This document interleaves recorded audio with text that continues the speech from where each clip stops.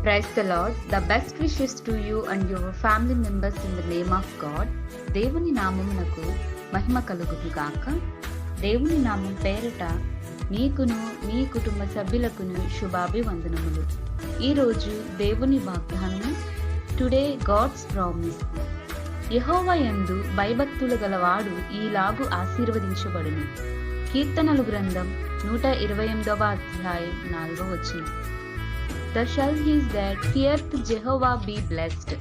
The book of Psalms, chapter 128, verses 4. ప్రియమైన సహోదరి సహోదరులారా, మన ప్రభువైన యేసుక్రీస్తు మనతో నిశ్చయముగా సెలవిస్తున్నాడు.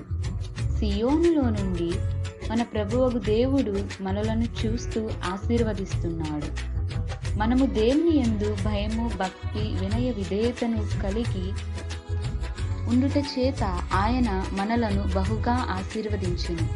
ప్రతి కుటుంబంలోనూ దేవుని యందు యథార్థత కలిగి ఆయనను స్తుతించి ప్రార్థనలు చేయడం ద్వారా ఆయన మనలను ఫలించు చెట్టు వలె చేయును.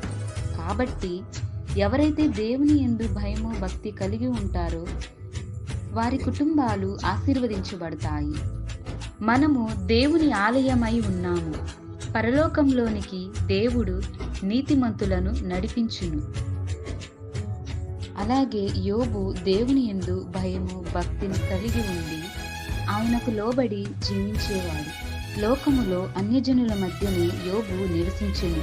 అయినా తన యథార్థతను కాపాడుకున్నాడు. ఆయన దేవుని యందు నీతిగా ఎంచబడి వారి కుటుంబం బహుగా అభివృద్ధి చెందింది. కాబట్టి ఈ వాక్యం ఎందరైతే వింటున్నారో వారందరి కుటుంబాలలో దేవుడు ఆశ్చర్యకరమైన మేలులు జరిగించునుగాక.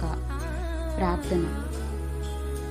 మహాపరిశుద్ధుడా, ప్రేమ కలిగిన మా తండ్రి, నీ శ్రేష్టమైన ఘనమైన నామమునకు మీకు మహిమ కలుగునుగాక. ఈ వాక్యం ద్వారా మాతో మాట్లాడినందుకు మీకు స్తోత్రములు ప్రభువా. మీరు మా యందు దయ చూపించండి. నీ రాజ్యములోనికి వారసులుగా చేయము దేవా.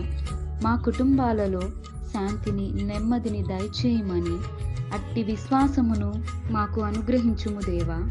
మా పాపములను క్షమించి నీ ఆశీర్వాదములు మా కుటుంబములో నీ క్షేమాభివృద్ధిని దయచేయమని నజరేయుడైన యేసుక్రీస్తు అతి పరిశుద్ధ నామమున అడిగి వేడుకొనుచున్నాము తండ్రి. ఆమేన్.